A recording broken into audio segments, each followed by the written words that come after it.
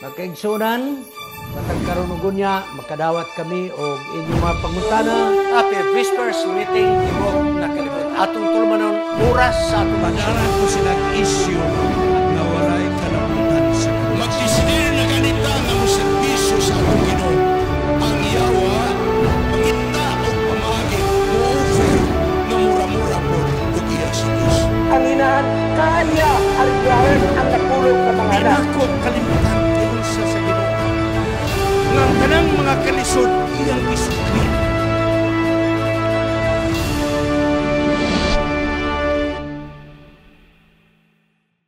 Happy Whispers Meeting sa Tibok Kalibutan. Ang atong Is-Anis Media Ministry Cagayan City, magkikaubang ka rin yung pipila ka mga gutlo alang sa atong tulamanon, dugang katinawan. Mao kini ang panahon nga atong hatagag pagtagad ang inyong mga pangutana, mga opinyon, mga sugyot. Sa pagsugod, mag-abot kita. Gamhanan nga Diyos. Salamat imo kami katagan nga programa. Na kung adunay buot nga mga kaigsunan nga masayod pa og dugang, aduna kami ikapahat pinaagi sa balaang kasulatan ug sa sinulat sa imong mensahero nga si Ellen G. White. Salamat o Dios nga among pagatagdon kining mong pangutana sa imong anak. O balang espiritu ikaw mong kunsad sa tibok naong sayuta. Hup nga kami sa imong gahom. Kining tanan among pagadawaton sa ngalan ni Jesus manluluwas. Amen. Mga kaigsunan, hatagang yun natin igpagtagad. Kay so far, maorigin na ng utana. Maorigin na ng utana sa maong pangutana. May nagpadala na ako, Pastor, hatagi ko pagtagad. Kay bago lang yung ko nakabasa, mahitong ng life insurance. Ako mang nakita nga si Ellen White, dili magyod. Uyon niya, saong ko na lang ni. Kana siya, it's either nakapalit siya premium sa life insurance or tingali insurance agent siya. I don't know. Basta lang yun siya na hassle yun ang una-una. So ato ning tanawon mga kaigsoon. Okay? Direkta ta.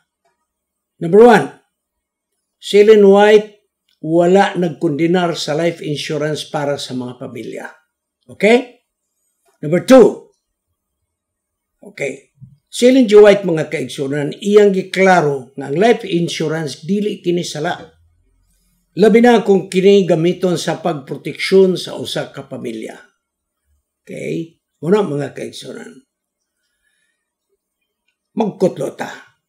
Ellen G. White Manuscript Releases, Volume 10, page 15, letter 135, 1898. Quote, "There is no sin in their securing for their families the benefits of life insurance." Igsoon, tingali mo yung kong nga nagkabangga man ni. Na may ako nabasa nga niyo si Ellen White, dili mayo ang life insurance. Unya unsa naman ni? Dili isala ang paghatag og kasiguruan sa ilang mga pamilya sa kaayuhan sa life insurance. Di pa siya kumuadto sa lain na slide. Di man inigson ha? There is no sin in their securing for their families the benefits of life insurance. So Ellen G. White nagingon, dili sala ang pagkuha sa life insurance nga premium. Number 2, so the first nagingon si Ellen White, dili sala ang pag-enjoy sa benefits sa life insurance. Number 2, si Ellen G. White nagpasidaan sa mga ministro batok sa paggamit sa life insurance ingon nga mao nay ilang dalangpanan inay nga sila magasalig sa Dios. So igsoon kadtong imong nabasa nga negative may tungod sa life insurance, basa ang kinatibukan. Address kadto sa mga ministro, moragwa na sila kabalaka. Tungod ka na sila life insurance. Unta, na kay life insurance, ang imong pagsalig sa Ginoo dili nimo wadun. So gibadlong ni Ellen White, ayaw mo pagsalig sa life insurance. Naay Diyos nga inyong saligan. Mauna nga naa kay nabasa nga negative ang pagtanaw ni Ellen White sa life insurance. Basa ang kinatibukan. Address ka na sa mga ministro na super na ang ilang pagsalig sa life insurance. Nawala ang ilang pagsalig sa atong Diyos. Ang iyang, si Ellen G. White, ang iyang concern, dili life insurance. Ang iyang concern, mao nga ang life insurance, dili ipuli sa atong pagsalig o pagtuo sa atong Ginoo. Okay? Testimonies for the Church, Volume 1, page 549. Some have had so great confidence in the life insurance business that they have felt that their only hope was in this life insurance. Mao nang gibadlong ni Ellen White.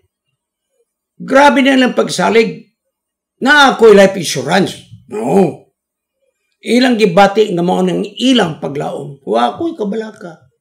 Og mamatay ko na ako'y life insurance. Ibilin ko na sa akong pamilya. Murag mauray iyang paglaom mo na ilain. Testimonies for the Church, Volume 1, page 549. Balansigod si Ellen White nga nagtambag. Ang gitudlo ni Ellen White mao, mangita kitag pundo alang sa pagpanalipod sa atong pamilya. Maayo ka na. Maayo ka na.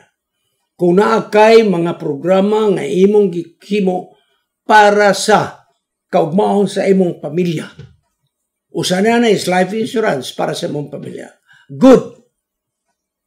Apan, magsalig ka sa life insurance. Ako'y kabalaka na ako'y life insurance. Kung magsalig ka sa life insurance, labaw sa atong Diyos, that is wrong, mga kaigsunan. Mauna ang tambag ni Ellen White. Balansigid kayo. Number 3, nag-warning siya batok. Niining gitawag speculative of worldly insurance schemes. Unsa man na? Grabe ang offer sa life insurance. Mauna. Mauna, when it is good to be true, it is not true. Kanang pasalig bitaw sa insurance. Mauna, kabalaka, mauna. Paghitabo, wala. Nag-warning si Ellen White ni ana. Nagpasidaan siya nga dunay mga negosyo nga may mga risgo. Apan, dili kini batok sa life insurance mga kaigsunan nga pasidaan. Ang iyang pasidaan, Review and Herald, March 15, 1887, life insurance is one of the greatest schemes of robbery ever invented. Nani anapod? Tanawa? Ang life insurance mo ay pinakadako nga sistema sa pagpanulis nga sukad-basukad wa pa mimbito. Ngano nga nakasulti man si Ellen G. White niya na? Naay background. Mao kinahanglan tan-aw nimo ang background. Ang background mga kaigsunan mo, si Ellen White wala magkundinar sa basic nga insurance para sa pamilya. Ang iyang giingon nga great robbery ever invented sa life insurance